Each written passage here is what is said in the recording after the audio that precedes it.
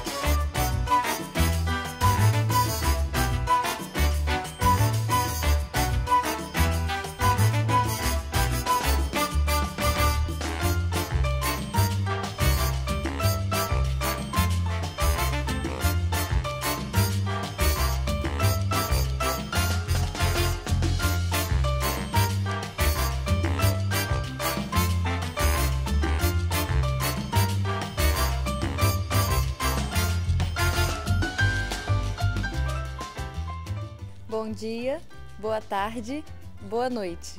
Pozdrawiam Was bardzo serdecznie z Brazylii. Kilka widokówek na przywitanie.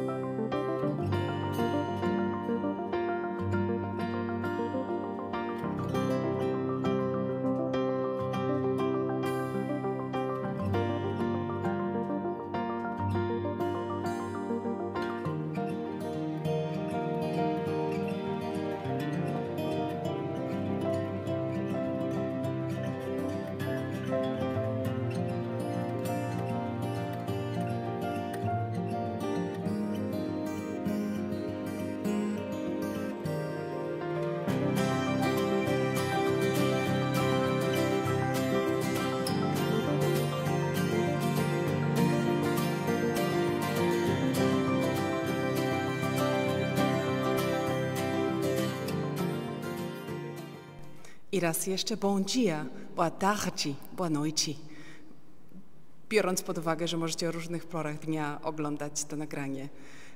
Te trzy podstawowe przywitania w języku portugalskim. Bom dia, dzień dobry, boa tarde, dobre popołudnie i boa noite, dobry wieczór. To jest wymowa, jak mnie nauczono, to jest wymowa tu z Rio, bo jesteśmy w Rio.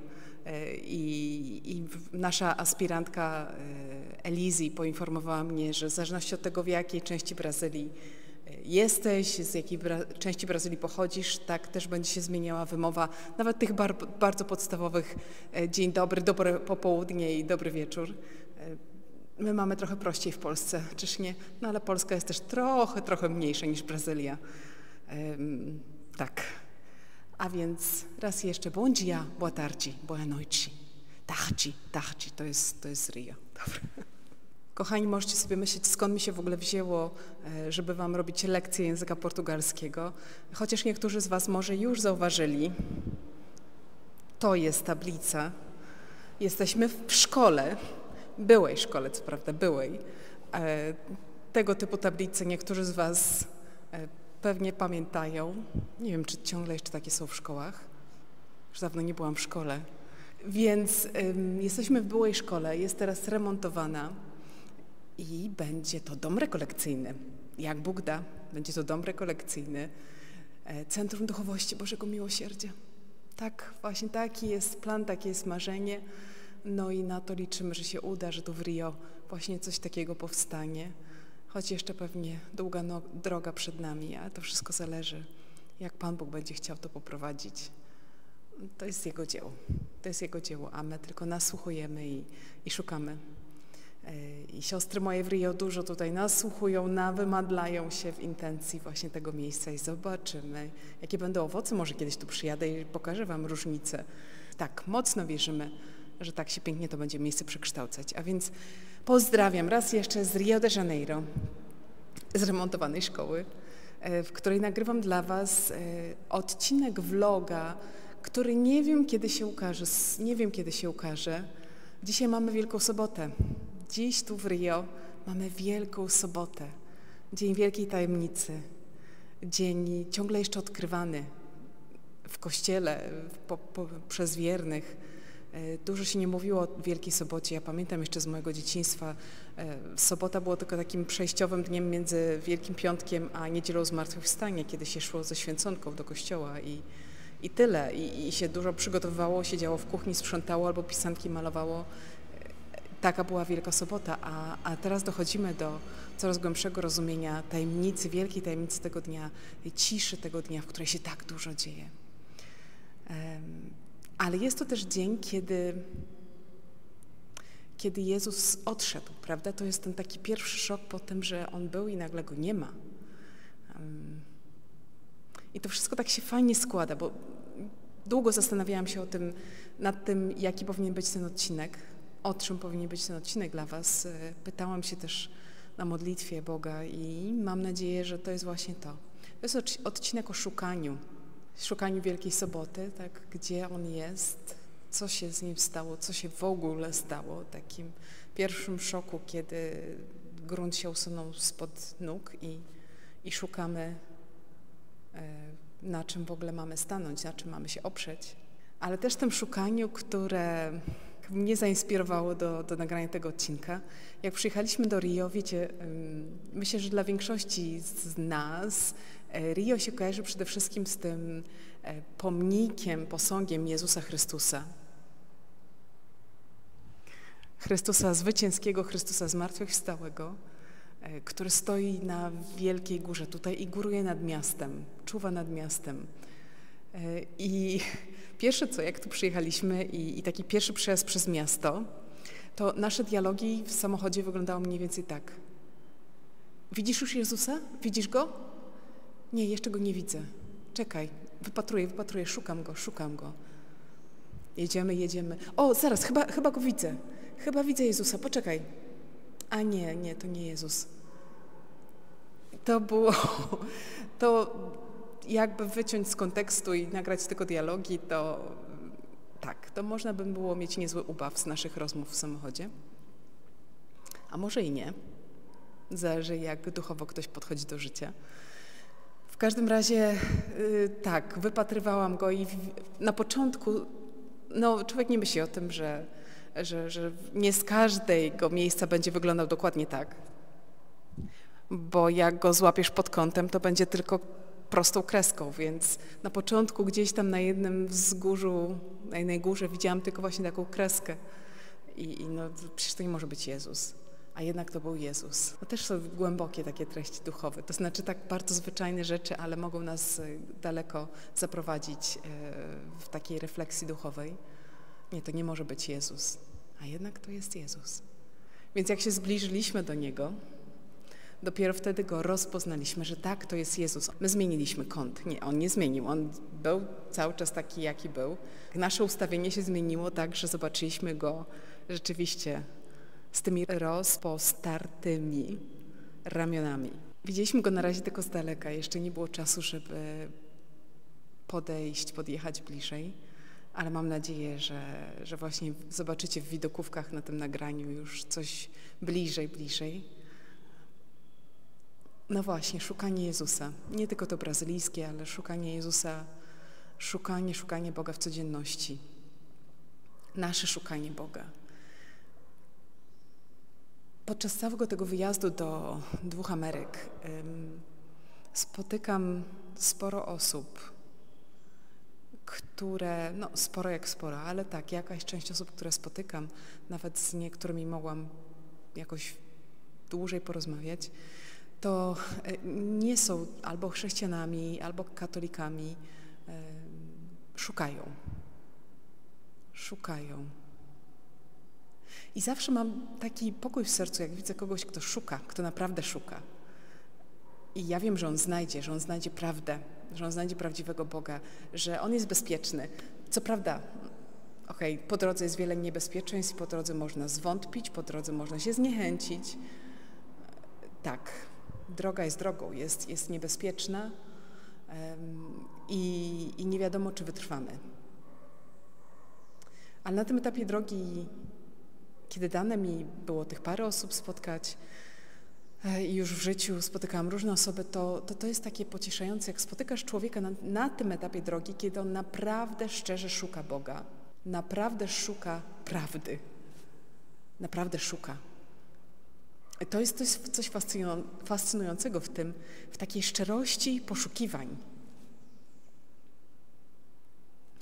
Ale zobaczcie, to nie jest tylko, nie dotyczy to tylko osób, które szukają Boga, szukają wiary, religii, prawda, miejsca swojego w Kościele, ale to też dotyczy nas, którzy, może większość z nas powie o sobie, ja już znalazłem, ale jednak są te różne etapy w naszym życiu, że szukamy Boga ciągle, że zadajemy pytania, że szukamy.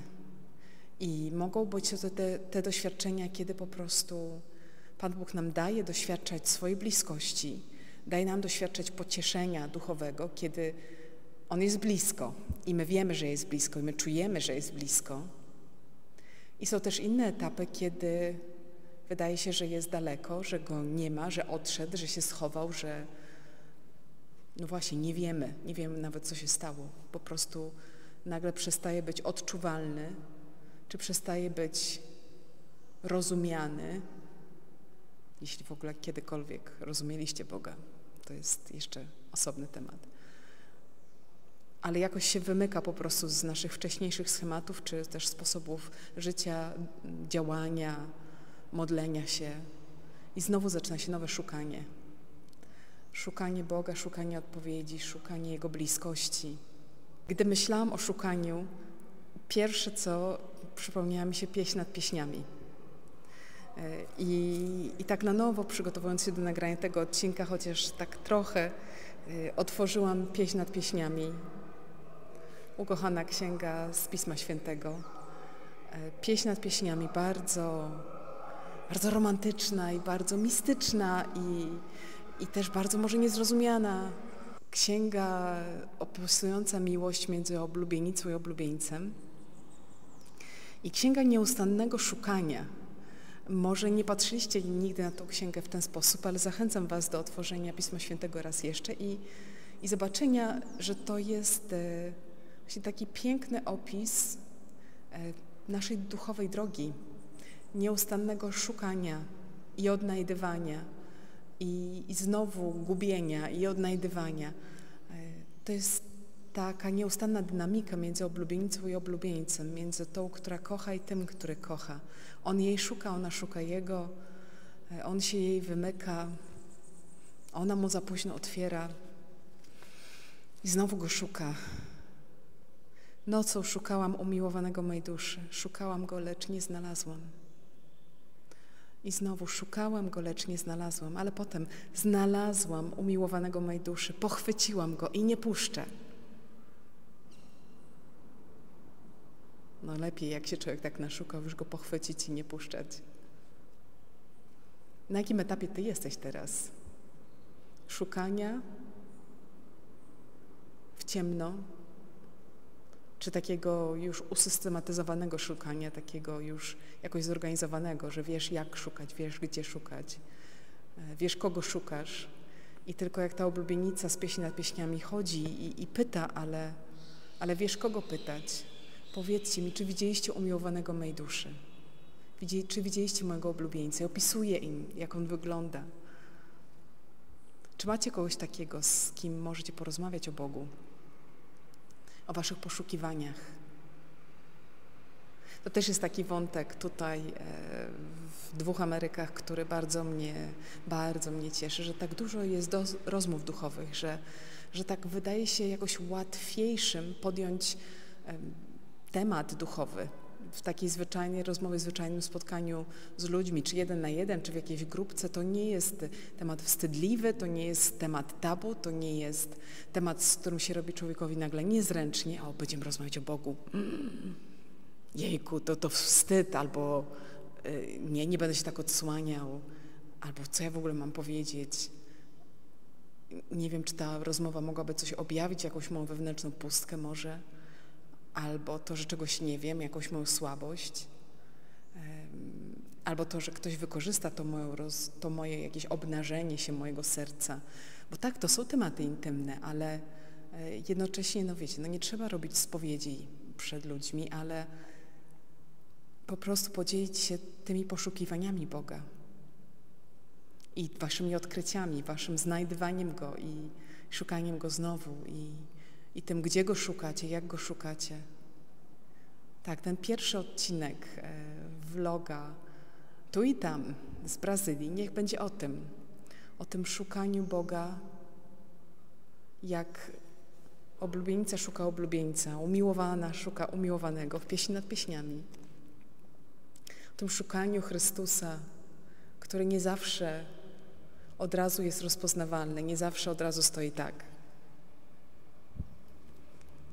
Czasami gdzieś jest za mgłą albo dla niepoznaki, tudzież my stoimy pod złym kątem i on wtedy stoi tak, jak jedna kreska, prosta kreska i nie rozpoznajemy, że to jest on. Zostawiam was z tymi przemyśleniami. Nie chcę przegadać tego vloga, więc tyle. I jeszcze o szukaniu będzie następny odcinek. Tak. A póki co szukajcie Go, szukajcie Go. Księga Jeremiasza, 29 rozdział. Pan mówi, będziecie mnie szukać i znajdziecie mnie, albowiem będziecie mnie szukać z całego serca. Niech takie będzie nasze szukanie. Niech będzie szczerym i takie z całego serca. Będziecie mnie szukać i znajdziecie mnie. Więc jeśli teraz jesteś na drodze, gdzie przychodzi trochę zwątpienie, zmęczony jesteś, nie masz już sił, nie chce ci się, nie wiesz jak, po prostu szukaj. Ale szczerze i z całego serca. Ja jestem spokojna o ciebie. Znajdziesz. Znajdziesz Boga, a w Nim wszystkie odpowiedzi. Bom dia, boa tarde, boa noite. Pozdrawiam z Rio de Janeiro i do usłyszenia w następnym vlogowym spotkaniu brazylijskim. Z Bogiem, pa pa!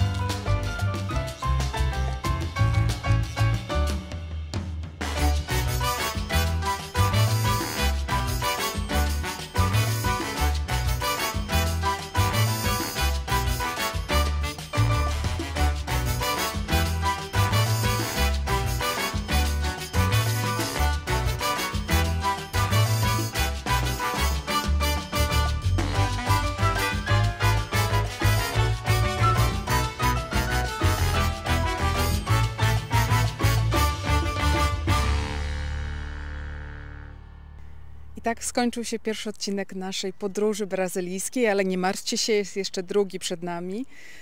Wszystko jest o poszukiwaniach duchowych Jezusa, tego jak On szuka nas, jak my szukamy Jego.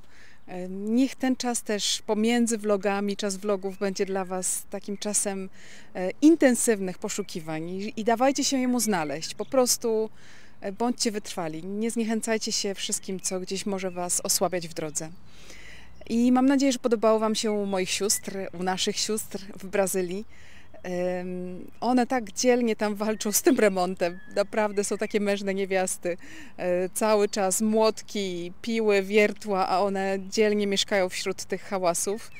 I biorą się za to dzieło, wielkie dzieło odremontowania dużego budynku i zrobienia z tego domu rekolekcyjnego, aby wielu ludzi tam w Brazylii mogło zbliżać się do miłosiernego Boga, odnajdywać Go i pozwalać Mu się znaleźć.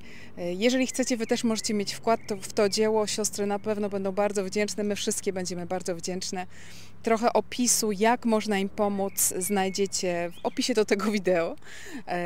I tak, po prostu zachęcam, zapraszam, a my widzimy się w kolejnym odcinku vloga tu i tam, brazylijskim odcinku.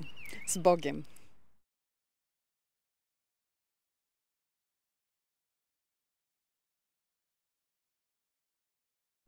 O que mais me atraiu em Santa Faustina foram as visões que ela teve do céu, do inferno e do purgatório, as visões que ela teve de Jesus misericordioso. E eu sempre me perguntava como uma santa tão mística, tão grande, não era tão conhecida assim pelas pessoas mais próximas de mim. E também o que mais me atraiu em Santa Faustina foi também o hábito que ela usava, que foi também uma das coisas que me atraiu para essa congregação. O que mais me atraiu na Divina Misericórdia é que Jesus pede que nós confiemos nele. Mas eu não sentia que eu confiava o suficiente para dizer: Jesus, eu confio em vós. Mas eu estava pensando sobre aquela passagem que alguém diz para Jesus: Senhor, eu tenho fé, mas ajuda a minha falta de fé. Então eu costumo dizer isso para Jesus: Jesus, eu confio em vós, mas me ajuda com a minha falta de confiança. E os raios da Divina Misericórdia também eu gosto de contemplar, como naquela passagem que Jesus tem o lado perfurado e sai sangue e água, e são os santos sacramentos, né, do batismo e da Eucaristia. Eu gosto muito de cantar, de dançar, de atuar e de aprender piano, aprender a falar polonês. Também gosto de fazer projetos arquitetônicos. E é isso. Fiquem com Deus. Muito obrigada.